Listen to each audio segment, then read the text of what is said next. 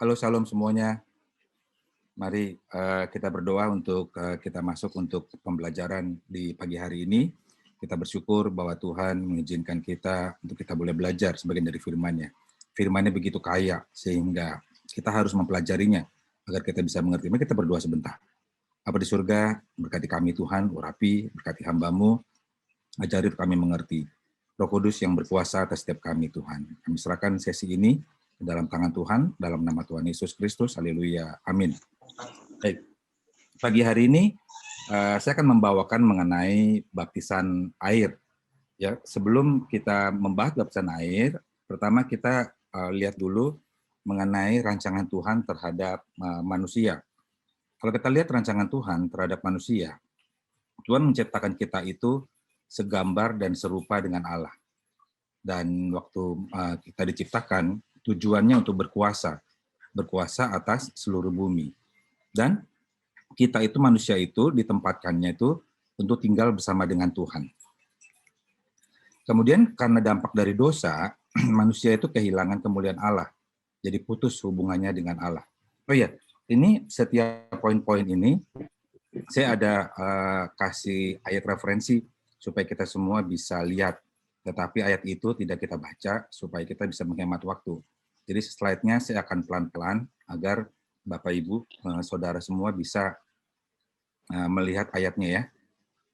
Baik, yang kedua, karena dampak dari dosa itu, manusia itu diusir dari Taman Eden. Saat manusia diusir dari Taman Eden, Tuhan itu mengutuk, mengutuk tanah. Tanah itu bicara apa? Bicara penghasilan, bicara usaha.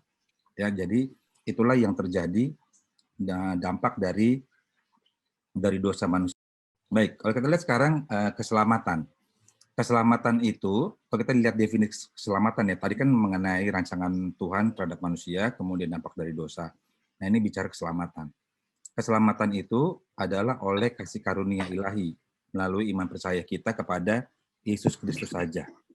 Nah, ayatnya saya berikan, ada 7 referensi ayat, tapi saya bagikan dua ayat saja. Ya, yang pertama adalah Roma 10 ayat 9 sampai 10.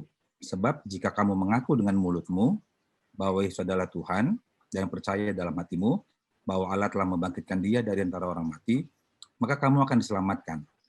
Karena dengan hati orang percaya dan dibenarkan, dan dengan mulut orang mengaku dan diselamatkan. Kemudian di Efesus 2 ayat 8 sampai 9. Sebab karena kasih karunia kamu diselamatkan oleh iman. Itu bukan hasil usahamu, tetapi pemberian Allah. Itu bukan hasil pekerjaanmu, jangan ada orang yang memegahkan diri. Nah, kemudian kita masuk sekarang ke baptisan air. Baptisan air ini berasal dari bahasa Yunani baptiso, yang artinya dicelupkan, ditenggelamkan, dibenamkan ke dalam air sampai basah seluruhnya, lalu keluar dari air. Jadi baptiso itu dimasukkan ke dalam air, kemudian keluar. Karena kalau dia nggak keluar, itu tenggelam namanya. Jadi dia harus keluar gitu ya, baru bisa disebut baptis. Baik, sekarang baptisan air ini adalah salah satu sakramen dari yang dipercaya oleh kita Kristen. Karena Kristen hanya mengenal 2 sakramen, yaitu sakramen baptis dan sakramen perjamuan kudus. Kalau Katolik, dia mengenal 7 sakramen. Jadi sakramen ini berasal dari bahasa Latin sacramentum, yang berarti perbuatan kudus. Jadi ini satu ritual yang dianggap sebagai perbuatan kudus, itu ya baptis ya. Kemudian baptisan air, kita lihat di sini ada 7. Jadi nanti ke depan, yang akan kita bahas ini adalah detail dari atau apa namanya ya, penjelasan lebih dalam lagi mengenai poin-poin ini ya. Jadi yang pertama, baptisan air itu menandakan persatuan dengan Kristus dan inisiasi masuk ke dalam komunitas Kristen, yaitu komunitas pengikut Kristus. Artinya gini, kalau misalnya seorang yang sudah dibaptis, artinya dia memberikan dirinya untuk masuk ke dalam satu komunitas Kristen. Kemudian baptisan air ini adalah amanat agung yang diperintahkan oleh Kristus untuk dipraktikkan oleh gereja.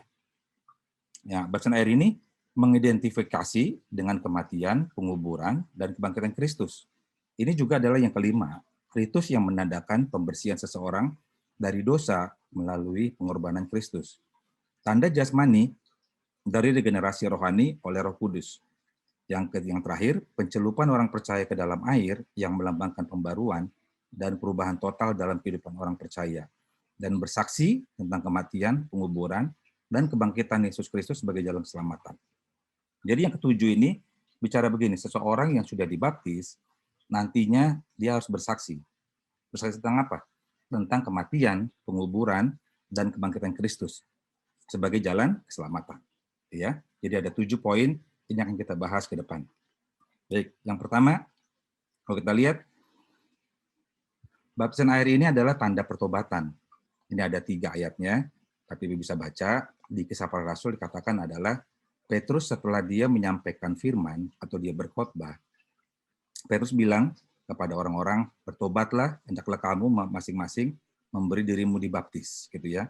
Dan saat kamu dibaptis itu, kamu menerima pengampunan dosa. Kemudian dari Markus, ini harus orang yang memberikan dirinya. Jadi siapa yang percaya dan dibaptis akan diselamatkan. Dari Kisah Para Rasul, kembali, 22:16, berilah dirimu dibaptis dan dosa-dosamu disucikan. Ya. Kemudian kita lihat lagi pertobatan. Pertobatan ini, Pertobatan itu apa sih artinya? Kan tadi lihat yang tadi dikatakan bertobatlah gitu ya. Pertobatan ini apa? Nah, saya kasih ilustrasi begini pertobatan. Saat ini kita semua sedang berjalan ke jalan yang menuju neraka. Yaitu apa? Jalannya jalan duniawi, hidup dalam dosa. Jadi kalau kita berjalan dengan jalan duniawi, hidup dalam dosa, itu menuju neraka. Nah, kemudian pertobatan itu adalah apa? Dia berbalik 180 derajat. Jadi saat kita berbalik dari jalan yang tadi, yang jalan menurut duniawi, yang dengan dosa menuju neraka, berbalik meninggalkan dosa menuju sorga.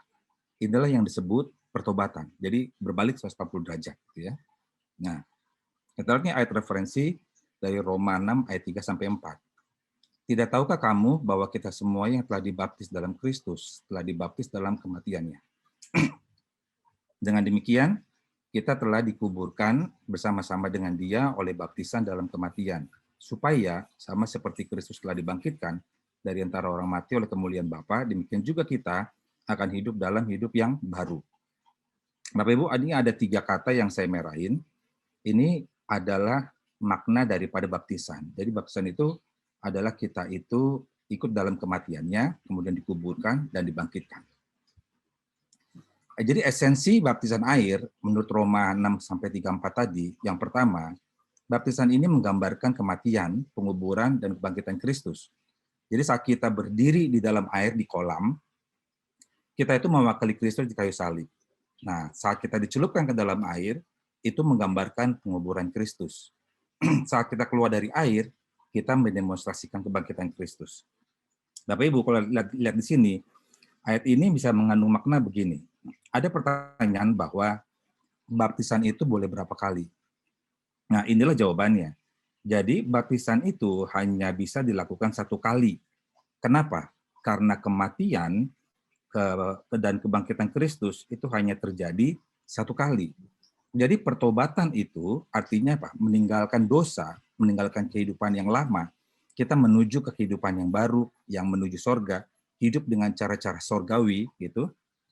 Nah, seandainya jatuh dalam dosa lagi, itu dibutuhkan pengakuan dosa kepada Tuhan dan minta ampun. Itu ya.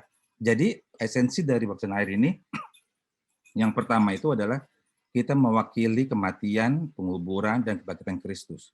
Karena itu terjadi 1 kali terhadap Kristus, oleh sebab itu, baptisan air hanya boleh dilakukan 1 kali. Karena baptisan air adalah tanda pertobatan.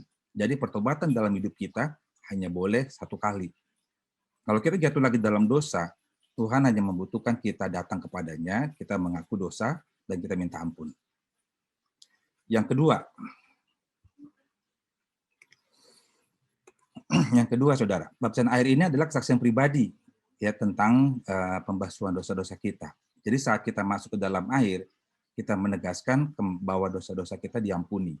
Dan saat kita keluar dari air, kita dibangkitkan untuk menjalani hidup yang baru. Bapak Ibu nggak tahu ya, saya saya kasih ilustrasi mengenai ini ya. Bapak Ibu pernah cium bau mayat?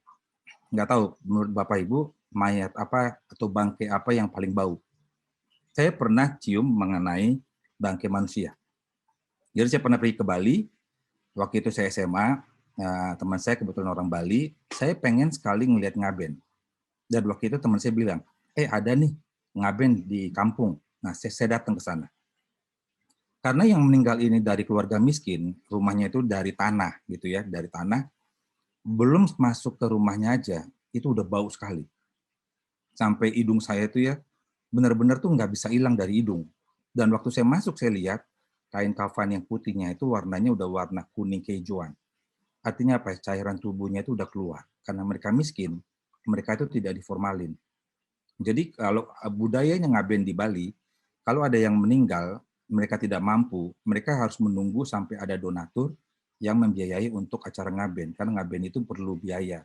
Nah, oleh sebab itu waktu saya datang ke sana, ada sponsor dari rokok. Jadi mereka taruh umbul-umbul gitu ya rokok. Nah, intinya begini, saya cium bau mayat manusia itu, baunya luar biasa, minta ampun. Itu saya sampai seminggu, 2 minggu ya nggak bisa hilang dari hidung saya tuh. Saya cium bau ikan teri, bisa keingetnya bau mayat itu. Gitu ya. Nah, kebalikannya, saya pernah diminta untuk melayani keluarga tidak mampu juga, anaknya meninggal, dia bayi. Jadi anak ini sudah tidak punya mama, karena mamanya itu waktu melahirkan dia preeklamsia, mamanya meninggal, jadi dia diurus oleh neneknya. Nah, papanya karena dilihat istrinya sudah meninggal, papanya lari, dia nggak mau ngurus anaknya. Nah, waktu saya layani itu, dia juga nggak diformalin. Jadi udah hari kedua ini bayi. Karena nggak diformalin, ditaruh di peti, saya pegang-pegang pipinya lembek sekali gitu ya. Terus saya deketin dia, umur 1 tahun. Saya cium dia itu apa namanya, baunya bau susu. Ya, dia nggak bawa apa-apa, dia bau susu. Saya tanya sama neneknya, Bu, ini anak sudah makan makanan manusia, apa manusia dewasa? Neneknya bilang enggak. Dia sampai saat ini hanya minum susu. Oh, pantesan dia hanya bau susu. Jadi kesimpulan saya mau bilang begini ya, ini cuma ilustrasi aja ya, bahwa ternyata semua makanan yang kita makan itu akan mempengaruhi saat kita mati nanti. Bahkan saat ini penjaga-penjaga kremasi atau krematorium, mereka bilang bahwa abunya manusia zaman sekarang itu sudah ada warna-warna. Kenapa begitu? Karena makanan itu mengandung zat warna yang tidak bisa diserap atau hilang dari tubuh. Nah, itu yang bikin warna itu ya.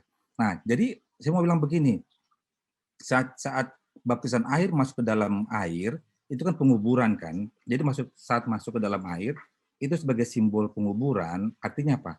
Bau bangkai kehidupan lama tidak akan tercium untuk mengajak lagi kembali ke kehidupan lama. Karena sering kali orang setelah dia pertobatan, dia baptis, itu bau bangkai kehidupan lamanya masih tercium dan ngajak dia untuk balik lagi. Ini yang Tuhan nggak mau. Jadi Tuhan ingin supaya saat nanti dicelupkan ke dalam air, itu kehidupan lama, dosa-dosa itu sudah dikubur. Dan dikubur itu supaya baunya tidak keluar dan mengundang lagi. Yang ketiga, baptisan itu melambangkan identifikasi pribadi kita dengan Kristus. Artinya begini, saat kita dikuburkan, dibaptis itu, kita menjadi pengikut Kristus yang diampuni dan diberi kuasa oleh Roh Allah. Ini adalah esensi baptisan air. Ada 3 ya esensinya. Kemudian ada pertanyaan, mengapa harus dibaptis?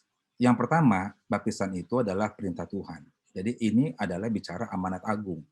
Jadi Tuhan sendiri bilang, pergilah, jadikanlah semua bangsa muridku dan baptislah mereka. Baptis dalam apa? Nama Bapa, Anak, dan Roh Kudus. Ya. Dan siapa yang dibaptis akan diselamatkan. Yang kedua, meneladani Tuhan Yesus. Gitu ya. Kalau kita lihat di sini, di Matius 3 ayat 13 sampai 17 itu ada kalimat karena demikianlah. Nah, karena demikianlah ini artinya dengan cara ini, artinya dengan cara dibaptis, diselam. Yang kedua, sepatutnya kita, itu artinya apa? Apa yang Yesus lakukan itu pantas kita harus lakukan juga. Yang ketiga, menggenapkan seluruh kehendak Allah. Artinya ketika kita dibaptis, kita melakukan kehendak Bapa. Sebenarnya Tuhan Yesus itu tidak perlu dibaptis karena dia tidak berdosa. Tapi setelah Yesus dibaptis, ada kuasa dari sorga diberikan kepada Yesus untuk Yesus memulai pelayanannya. Nah, ini penting sekali. Jadi baptisan air itu buat Yesus itu dia tidak perlu karena dia tidak berdosa. Tetapi saat dia keluar dari baptisan, ada kuasa dari sorga, dan disitulah Yesus itu memulai pelayanan. Jadi buat kita juga bahwa saat kita menerima baptisan, ada kuasa dari sorga yang diberikan kepada kita. Yang ketiga, kembali lagi, ini adalah mati, dikuburkan, dan dibangkitkan bersama Yesus.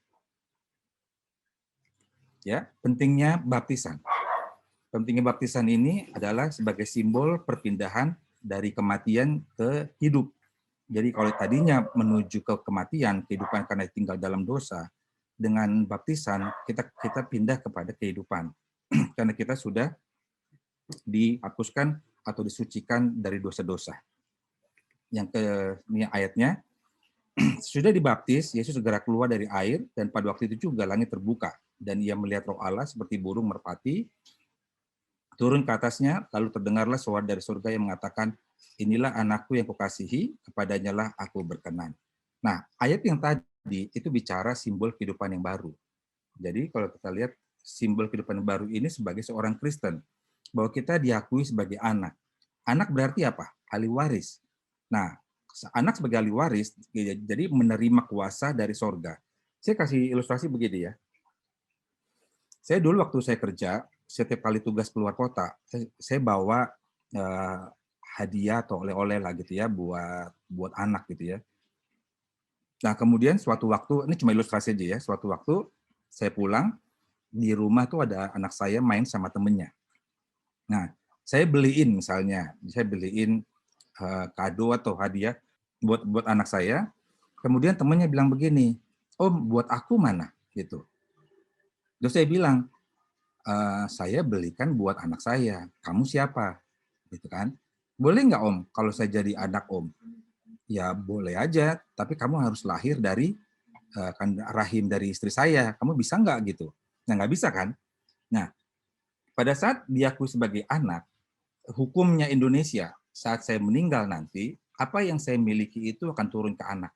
Itu otomatis sebagai legitimate atau legitimasi yang diberikan bahwa dia adalah anak saya. Sehingga saat saya itu meninggal, apa yang saya punya itu otomatis turun karena dia sebagai ahli waris. Nah di rumah karena dia sebagai anak saya tuh nggak mungkin dia mau buka kulkas saja harus minta izin. Pak, mau buka kulkas dong, boleh nggak? Mau ngambil makanan? Enggak, dia nggak perlu. Kalau dia bisa bawa mobil, dia mau pergi, dia ambil kunci aja, dia pakai mobil. Nah, itulah diakui sebagai anak gitu ya. Jadi inilah simbol kehidupan baru saat kita itu dimeterai, dilegitimate sebagai anak oleh sorga, oleh Bapa di sorga. Artinya kita sebagai ahli waris. Kemudian kita menerima kuasa dari sorga. Nah, yang ketiga, kalau tadi Bapak Ibu Saudara semua ingat rancangan Allah terhadap manusia di awal tadi kejadian, jadi dengan baptisan ini adalah simbol kehidupan yang diberkati. Artinya apa? Dengan baptisan ini, Tuhan itu mengembalikan rancangan Allah terhadap manusia. Nah, Yohanes 16:15, segala sesuatu yang Bapa punya adalah aku punya. Sementara aku di sini adalah anak kan. Ini bicara Tuhan Yesus gitu ya. Nah, sama. Jadi anak kita sebagai anak, apa yang Bapak kita punya, itu kita punya. Saya punya gitu. Jadi kita bisa memakai, kita bisa menggunakannya. Nah, inilah simbol kehidupan yang diberkati. Jadi dalam baptisan ini begini, orang-orang yang terima baptisan ini karena dia hidupnya masih panjang, umurnya nggak tahu, masih harus bekerja gitu ya. Nah itu dengan baptisan ini itu semua dipulihkan, itu semua diberikan Tuhan gitu ya supaya apa? Supaya kita itu dalam hidup itu kita diberkati bahwa akibat dosa dari kejadian yang tadi yang di awal kita bahas itu tidak menimpa kita gitu ya. Itu adalah pentingnya baptisan. Kemudian yang keempat adalah simbol keluarga baru. Jadi saat kita dibaptis, itu artinya kita itu bergabung gitu ya dengan anggota-anggota tubuh Kristus lainnya, yaitu siapa? Umat Tuhan. Jadi kita masuk ke dalam komunitas Kristen, komunitas pengikut Kristus. Nah, siapa yang harus dibaptis? Yang pertama adalah orang yang sudah menjadi percaya. Jadi kalau orang yang tadinya non-believer, dia menjadi believer, nah itu dia harus dimulai dengan keputusan untuk percaya kepada Kristus. karena percaya kepada Kristus itu adalah satu-satunya syarat untuk baptisan. Yang kedua adalah orang yang bertobat dan memberi diri. Jadi saat orang itu tadi dalam pertobatan dia berbalik jalannya, dia harus memberi dirinya dia dibaptis. Jadi harus dengan kesadarannya dia untuk dia memberikan dirinya. Bukan karena dipaksa. Ya. Yang ketiga, orang yang menerima pemberitaan firman. Jadi ini adalah dampak dari amanat agung. Orang yang pergi menginjil, dia memberitakan firman, kemudian orang itu menerima dan dia bertobat, dia meninggalkan kehidupan yang lamanya, dia percaya kepada Kristus, dia harus dibaptis, gitu ya. Nah, yang keempat, mereka yang cukup paham membuat pernyataan pribadi. Nah, di sini bicara soal begini. Umur berapa sih atau kapan sih saatnya yang tepat untuk dibaptis? Nah, kalau bicara di sini beberapa gereja itu bisa beda-beda ya, tetapi dasarnya adalah Tuhan Yesus pertama kali dibawa ke Bait Suci di Yerusalem oleh orang tuanya itu saat dia usia 12 tahun. Maka dari itu ada gereja yang menerapkan bahwa syarat untuk dibaptis minimal 12 tahun. Kenapa 12 tahun? Karena dia sudah punya keputusan secara pribadi, dia sudah mengerti, dia sudah bisa membuat pernyataan keyakinan pribadi. Nah, itulah yang membuat bahwa usia 12 tahun itu dibolehkan karena dia sudah bisa memahami dan dia sadar, dia bisa membuat pernyataan pribadinya dan dia memutuskan secara pribadi, bukan karena dipaksa, bukan karena orang tuanya. Ya. Nah, ini sekarang masuk ke dalam poin yang penting supaya kita jangan terjebak. Baptisan itu bukan secara keselamatan, tetapi tindak lanjut dari langkah rohani, yaitu pertobatan. Saya mau jelaskan sini yang ini dulu ya, mengenai baptisan ini. Jadi gini, penjahat di sebelah kanan Yesus menerima keselamatan tanpa dibaptis. Jadi, seringkali orang memaksakan baptisan ini kepada orang yang sekarat. Jadi ada orang yang sekarat di rumah sakit, dia belum mengenal Yesus.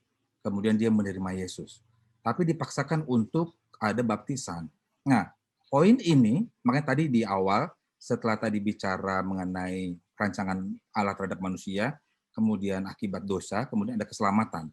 Bahwa keselamatan itu hanya percaya iman kepada Yesus Kristus. Sehingga kalau ada orang yang dia sekarat, tidak sempat untuk dia dibaptis, itu dia sudah masuk surga selama dia sudah membuka hati, dia menerima Yesus sebagai Tuhan dan Juru Selamatnya secara pribadi, dia sudah melakukan pengakuan dosa, dia sudah selamat. Nah, kenapa jadinya butuh baptisan air? Buat kita-kita ini yang hidup. Kalau kita yang hidup ini masih ada hidup ke depan, di mana selama hidup ke depan itu kita perlu bekerja, perlu berusaha. Nah, itulah yang kita minta Tuhan itu menjaga kita, minta Tuhan itu memberkati kita. Nah, cara Tuhan memberkati kita, Tuhan itu harus mengakui kita dulu sebagai anak. Saat kita diakui sebagai anak, caranya lewat baptisan. Disitulah diberikan kita kuasa. Kuasa untuk bisa kembali lagi menguasai bumi. Coba sekarang lihat, manusia-manusia yang dia tidak dikembalikan sesuai dengan rancangan Allah. Dia takluk sama virus COVID, dia takluk gitu ya.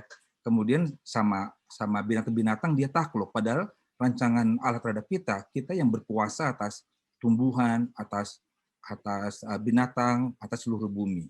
Nah, sementara kita ini obat aja masih bergantung kimia. Padahal Tuhan udah sediakan tumbuh-tumbuhan untuk kita. Jadi paham ya mengenai ini ya. Artinya baptisan bukan secara keselamatan, poinnya adalah jangan dipaksakan untuk orang yang dia secara fisik dia tidak bisa untuk baptisan, karena ada beberapa orang itu dipaksakan gitu ya. Nah, itu bukan itu ya. Baik. Sekarang ini adalah slide terakhir. Setelah kita dibaptis, apa yang dilakukan? Yang pertama tentu harus rajin membaca firman Tuhan. Ya, firman Tuhan itu dibaca itu setiap hari. Nggak boleh hari ini iya, besok enggak. Jadi sama seperti makan. Kalau kita sehari makan 3 kali, apakah boleh Bapak Ibu satu hari makan 6 kali, tapi besok jangan makan? Nggak bisa kan? Jadi makanan jasmani itu untuk membuat jasmani kita kuat. Nah, tetapi membaca firman, karena itu makanan rohani, itu yang membuat rohani kita kuat. Oleh sebab itu, orang yang setelah dibaptis, dia harus rajin membaca firman Tuhan, membaca Alkitab. Supaya apa? Supaya dia mendapatkan kekuatan rohaninya. Dan dia harus rajin beribadah di gereja. Supaya dia bisa berkumpul dengan orang-orang seiman. Dia bisa bersekutu dengan keluarga, dengan anggota tubuh Kristus, yaitu umat-umat Tuhan.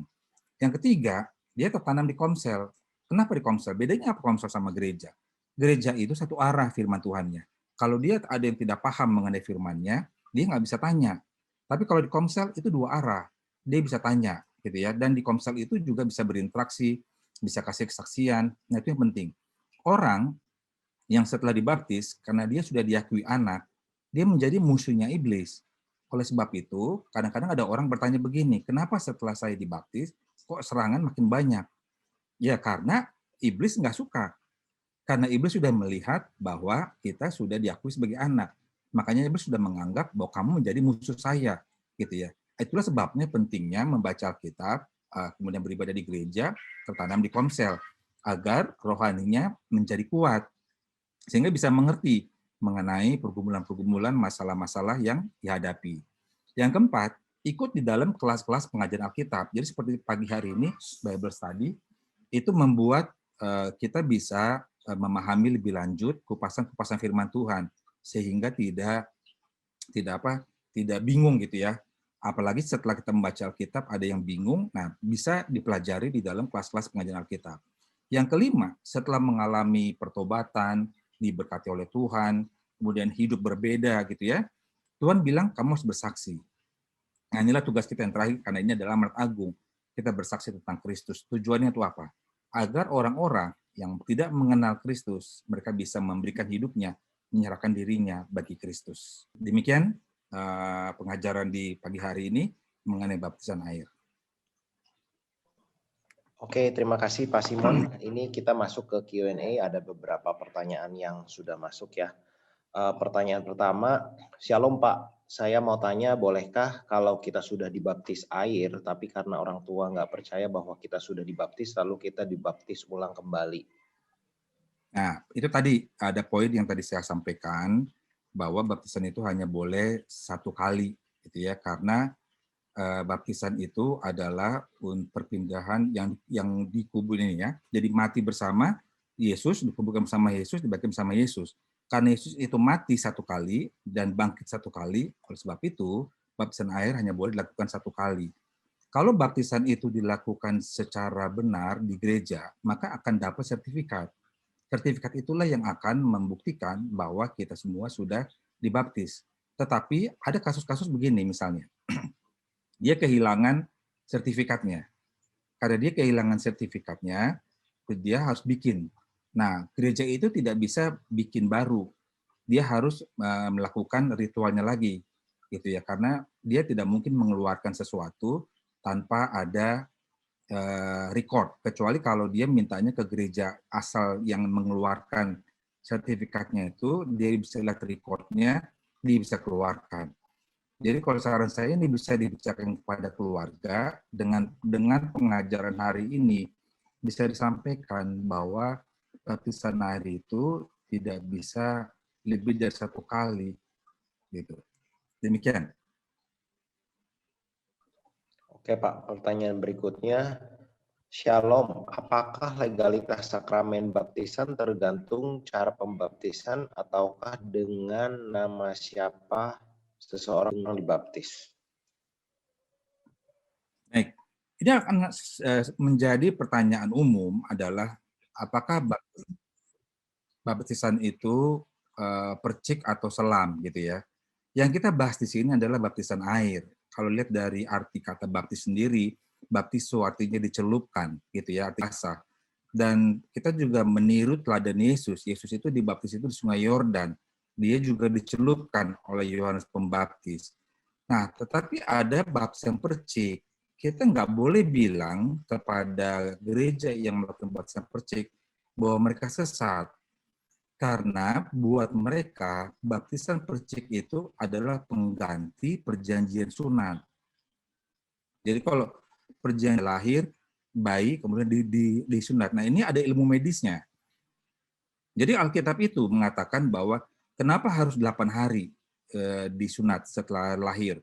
Karena trombosit itu dia sudah terbentuk sempurna di dalam tubuh setelah 8 hari. Dan ini ada di Alkitab. Dan ternyata juga di buku panduan dokter juga ada gitu ya, bahwa trombosit itu sudah terbentuk sempurna di hari ke-8. Oleh sebab itu sunat itu dilakukannya adalah bayi. Makanya baptisan percik dilakukan bayi saat bayi. Jadi ini adalah perjanjian yang dibawa oleh iman orang tua, karena waktu sunat juga kan orang tua yang bawa anaknya, itu menjadi perjanjian kepada Tuhan. Jadi baptisan percik itu bukan cara baptis, tapi itu adalah pengganti perjanjian sunat di zaman perjanjian lama. Demikian. Oke Pak, berarti ini ada pertanyaan yang berikutnya terkait dengan baptisan percik dan baptisan air.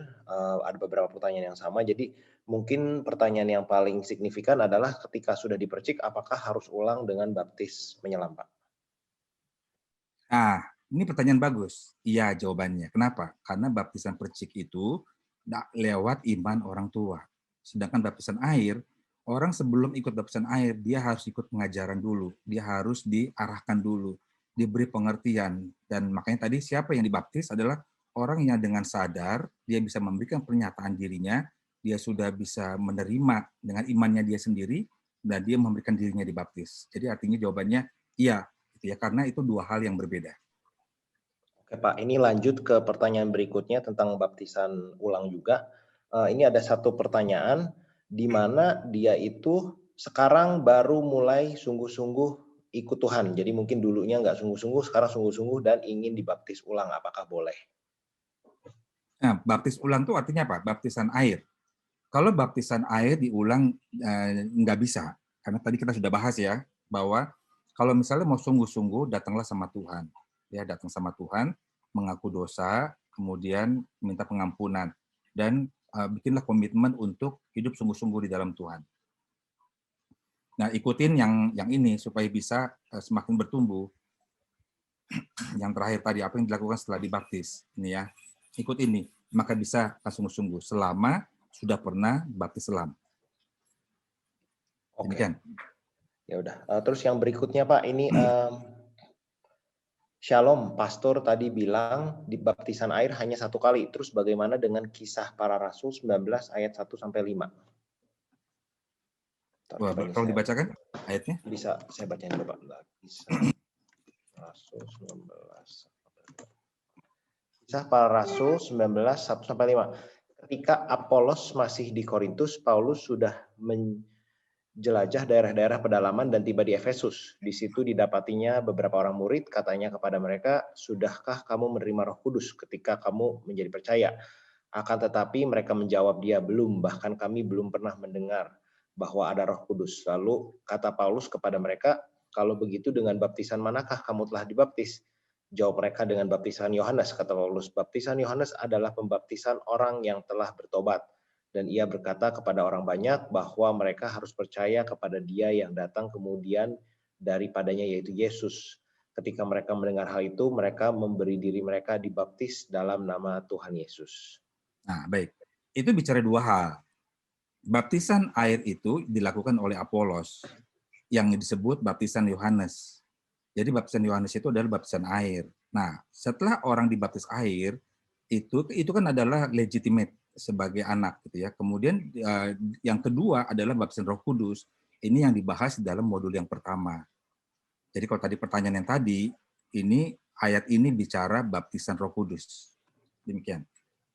Oke Pak, mungkin tambahan saya Pak, Ya, seingat saya itu memang ketika Yohanes membaptis di wilderness, itu kan sebelum mulainya ministry Tuhan Yesus. Karena setelah Tuhan Yesus mulai, Yohanesnya sendiri masuk penjara. Jadi baptisan yang dilakukan setelah Tuhan Yesus itu baptisan untuk lahir baru. Sebelum Yohanes memang mereka ada melakukan ritual baptisan pembersihan air, tapi dengan tradisi Yahudi. Mungkin itu Pak ya? Ya. Oke. Betul. Ya makanya begini kan, makanya orang-orang Yahudi itu dia membagi. Kalau dibilang baptisan air itu adalah baptisannya Yohanes. Makanya orang Yahudi itu bertanya-tanya, kenapa murid-muridmu tidak dibaptis? Gitu kan? Karena Yesus sendiri dia tidak membaptis. Paulus juga dalam pelayanannya dia tidak membaptis. Tetapi yang lain, Apolos, Petrus, dia membaptis air. Karena Paulus sama Yesus itu mengajarkan baptisan Roh Kudus. Oke. Ya Pak, pertanyaan berikutnya ini tentang percik itu sudah dijawab. Apakah diperbolehkan kalau kita membaca firman setiap hari hanya dengan membaca buku renungan saja atau artikel firman? Terima kasih. Ini bagus ya. Jadi kalau pengalaman saya gitu ya, pengalaman saya itu kalau kita baca renungan itu kita mendapat pengertiannya dari si penulis. Alangkah baiknya membaca firman itu langsung supaya dapat pengertian dan diajar oleh Roh Kudus. Tetapi baca renungan juga menjadi tambahan, menjadi suplemen. Makanya begini kan, ada firman Tuhan yang mengatakan adalah yang membaca firman, yang kesukaannya membaca firman Tuhan dan merenungkannya siang dan malam. Kenapa dikatakan merenungkannya siang dan malam? Jadi kalau ada yang bertanya, baca firman Tuhan itu kapan? Nah, itulah jawabannya ayat yang tadi, bahwa baca firman Tuhan itu di pagi hari. Supaya apa? Saat kita beraktivitas, kita bekerja, kita beraktivitas lah sehari-hari gitu ya, itu menjadi momen untuk kita merenung. Dan malam setelah selesai, sebelum tidur, kita juga merenung. Apa firman Tuhan tadi pagi kita baca, bagaimana kehidupan kita sepanjang hari itu, kita merenung. Dan bagaimana nyambung, karena kadang-kadang Tuhan memberikan jawabannya itu lewat firman Tuhan di dalam kehidupan kita saat kita menghadapi pergumulan. Makanya baca firman Tuhan di pagi hari. Kemudian di malam hari sebelum tidur baca renungan supaya bisa ada kupasannya misalnya itu boleh. Jadi tidak cukup kalau hanya renungan saja supaya bisa dapat pengajaran dari Roh Kudus langsung yang mengajar. Demikian. Oke, pertanyaan berikutnya Pak. Untuk pengakuan dosa seperti apa detailnya? Cukupkah pengakuan dosa ke Tuhan saja atau ke pendeta atau ke orang bersangkutan dan orang-orang tertentu? Nah, ini bagus gitu ya. Misalnya begini, kalau pengakuan dosa itu, kalau ke Tuhan, itu harus detail. Jadi misalnya begini, kalau misalnya memang berbohongnya ke siapa? Misalnya kalau saya bohong nih kepada Bro Ian, saya ngaku dosa sama Tuhan, Tuhan, saya barusan bohong sama Bro Ian, saya bilangnya begini, padahal begini, ampuni saya Bro Ian gitu ya. Nah itu baru ke Tuhan, tapi ke Iannya juga saya harus ngomong, Bro Ian, maaf ya, ampunin saya karena saya sudah berbohong, gitu ya. Jadi dengan dua ini aja sudah cukup. Nah banyak orang yang beranggapan saya ngaku dosa sama Tuhan aja sudah cukup gitu ya. Tapi belum, karena apa? Dengan yang bersangkutan kita juga harus, dan saat kita ngaku dosa itu harus detail. Disebutkan dosa yang mana gitu ya. Jadi nggak bisa, ya kan Tuhan mah tahu. Tuhan tahulah saya dosa yang mana gitu ya. Nggak bisa, harus secara detail disebutkannya. Demikian. Tapi kalau misalnya ngaku dosa kepada pihak ketiga, itu sebenarnya lebih ke arah konseling. Gitu ya. Tapi tetap harus ngakunya kepada Tuhan dan kepada orang yang bersangkutan. Demikian. Mohon pencerahannya, bagaimana jika di daerah tidak ada air terbatas yang bisa mencelupkan untuk baptisan air? Apakah bisa dengan media lainnya? Nah, gini ya, para tentara yang mereka tuh lagi perang, kemudian saat mereka lagi istirahat, kemudian ada penginjilan dilakukan, itu bisa mereka bikin pakai drum. Jadi drum itu ditidurin, dilubangin gitu ya, diisi air. Dan drum itu bisa manusia dewasa itu bisa tidur, atau media apapun gitu ya yang manusia dewasa bisa tidur diisi air, jadi saat dia dicelupkan itu bisa basah seluruhnya. Yang terpenting adalah ada dicelupkan dan basah seluruhnya. Jadi nggak harus kolam, nggak harus air yang banyak gitu. Demikian. Oke. Beberapa tradisi gereja lokal tidak pernah mewajibkan baptisan air dalam kurung selam. Apakah itu melanggar perintah Allah? Baptis dulu, tobat, atau yang penting tobat? Nah, ini tadi yang saya sampaikan gitu ya. Ada gereja yang dia menganggap bahwa baptisan itu hanya tindak lanjut dari pertobatan, sehingga tidak perlu gitu ya. Nah, perjanjian sunat atau baptisan percik itu dianggap sebagai perjanjian dengan Tuhan, itu juga bisa gitu ya. Jadi memang kan nantinya kembali lagi bahwa firman Tuhan ini di setiap gereja itu mereka punya doktrin masing-masing gitu. Dan kita jangan sampai mengatakan bahwa mereka sesat. Yang penting adalah saat mereka memberikan satu doktrin itu apakah ada ayatnya? Karena ada baptisan itu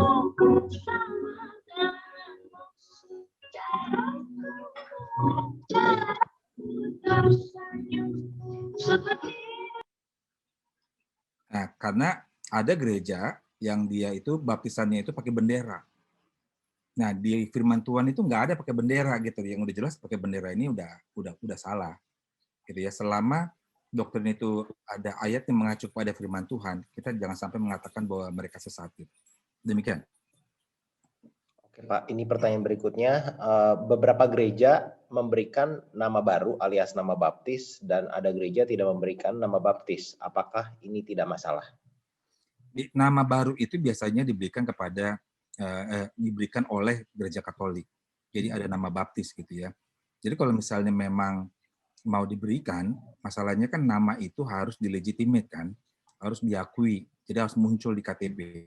Kalau misalnya memang nanti akhirnya nama itu masuk ke dalam KTP ya sah-sah aja. Jadi itu ibaratnya hanya mengganti nama atau merubah nama, tentunya harus mengikuti prosedur dari negara agar diakui. Tapi kalau misalnya hanya untuk nama aja gitu ya, supaya seolah-olah diberikan ada nama baptis, tapi tidak ada legitimate-nya, lebih baik sih nggak usah. Gitu. Karena tidak mempengaruhi berkat Tuhan. Demikian. Oke, ini melanjutkan yang tadi Pak, pertanyaan Kisah Para Rasul 19 ayat 5. Jadi tanya, apakah berarti di ayat tersebut terjadi pembaptisan 2 kali? Ya, kembali lagi tadi yang sejawab, itu tidak ada baptisan air 2 kali. Jadi yang disampaikan ayat tadi adalah baptisan Roh Kudus. Itu 2 hal yang berbeda. Dan baptisan Roh Kudus sudah dibahas di modul yang pertama. Oke. Bagaimana dengan orang di wilayah padang gurun yang tidak ada air sungai sama sekali? Apakah ketika bertobat untuk dibaptis percik saja cukup? Itu tadi yang saya bilang gitu ya, bahwa baptisan percik itu ada maknanya, ada dasarnya. Jadi kembali lagi ke ayat yang ini tadi yang saya sampaikan, bahwa baptisan itu bukan secara keselamatan, tapi tindak lanjut dari langkah rohani yaitu pertobatan. Jadi kalau misalnya dalam satu daerah memang tidak ada air, tidak bisa sampai dicelupkan, dan tidak ada yang melayani, kan nggak mungkin baptisan air itu melayani sendiri, ya kan? Tidak mempengaruhi keselamatan, karena keselamatan itu adalah saat percaya, engkau mengaku dengan mulutmu, dan percaya dalam hatimu, bahwa Yesus Kristus adalah Tuhan dan Juru Selamat. Kamu sudah selamat. Gitu. Demikian. Oke, Pak. Tadi disampaikan bahwa baptisan bukan syarat keselamatan.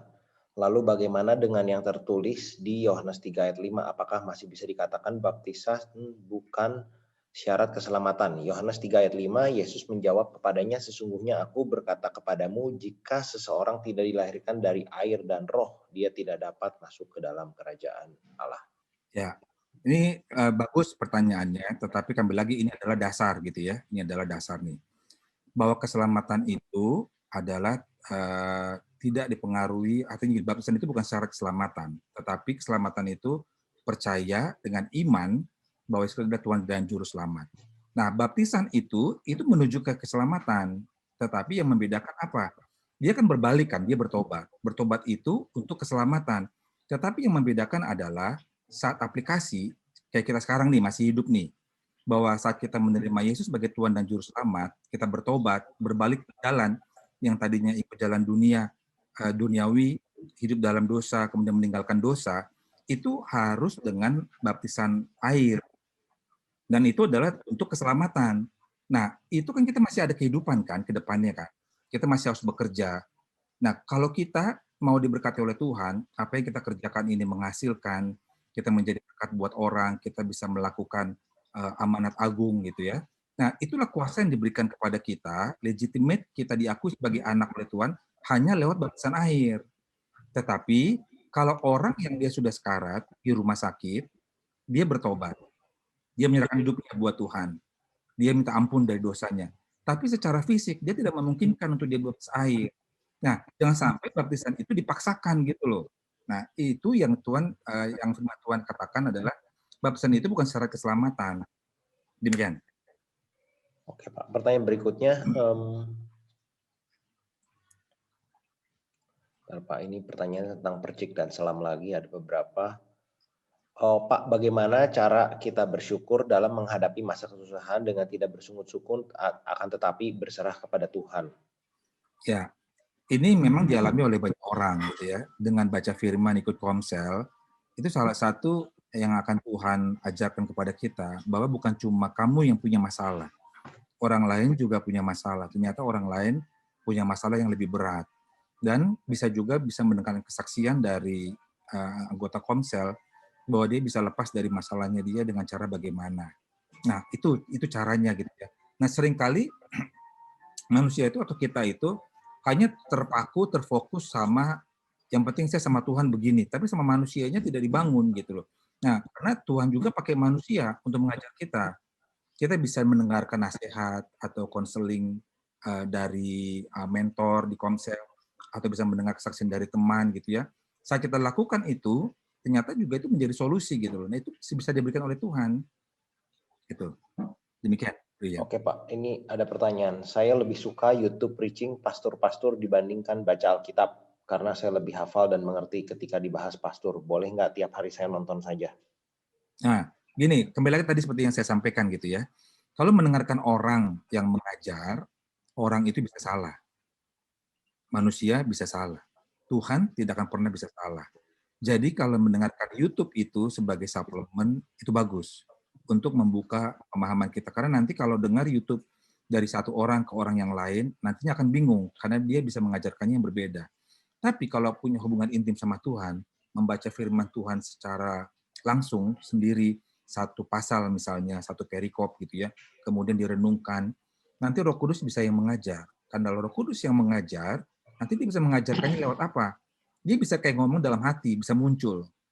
Itu artinya begini, bisa juga nanti di siang hari, Tuhan kasih satu pengalaman, pengalaman itulah jawaban dari firman yang kita nggak pahamin itu, gitu loh. Nah, itu tidak akan pernah salah. Itu menjadi pengalaman pribadi. Tapi sekali lagi ya, pengalaman pribadi seseorang dengan orang lain itu berbeda, nggak boleh dipaksakan. Gitu ya. Contohnya begini, ada orang yang dia tuh flu, dia bisa sembuh dengan olahraga. Ada orang yang flu, dia sembuh dengan misalnya minum obat. Nah, yang minum obat nggak boleh paksakan dengan orang yang olahraga tadi. Kamu kalau mau sembuh flu-nya, kamu harus minum obat gitu. Nah, dia bilang dia nggak bisa.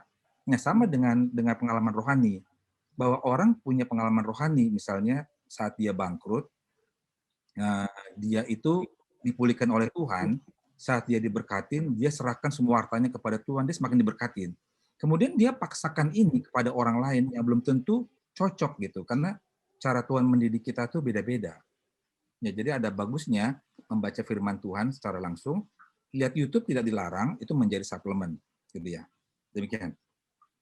Pertanyaan berikutnya Pak, apakah baptisan air itu dipengaruhi oleh siapa yang membaptis? Jadi siapa yang harus membaptis dalam proses sebuah baptisan? Oh iya, jelas. Karena secara bapak-bapak gereja dulu mengatakan adalah bahwa legitimasi baptisan itu harus dikeluarkan sertifikat dari gereja. Makanya hanya gereja yang boleh melakukan baptisan air. Jadi setelah dia dibaptis akan dikeluarkan sertifikat. Nah, sertifikat itu ditandatangani oleh gereja, di mana gembala berarti kan yang ada tangan. Tapi yang melakukan adalah orang yang diberikan izin untuk boleh membaptis, dan itu diberikan semacam SIM lah gitu ya, surat izin melayani gitu. Itu harus ada karena nanti nama si pembaptisnya juga muncul di sertifikat. Jadi nggak bisa sembarangan orang dan nggak bisa pribadi karena itu nggak sah gitu, harus keluar sertifikatnya. Demikian. Oke Pak, ini pertanyaan terakhir, apakah seseorang itu harus dibaptis dulu baru boleh mengambil perjamuan kudus di sebuah gereja? Oh, gini, perjamuan kudus itu tidak ada hubungannya dengan baptisan. Karena perjamuan kudus itu yang penting adalah orang itu sudah bisa orang yang sudah menerima Yesus sebagai Tuhan dan Juru Selamat atau orang percaya gitu ya, orang percaya gitu, dan dia umur 12 tahun biasanya dia boleh ambil perjamuan kudus. Nah, tapi biasanya kalau orang tua atau anak yang sudah mengerti ini, begitu dia usia 12 dia langsung baptisan. Sehingga setelah dia dibaptis baru dia ikut perjamuan kudus. Demikian. Oke Pak, itu pertanyaan terakhir Pak. Baik. Terima kasih. Ya, terima kasih. Tuhan memberkati Bapak Ibu Saudara.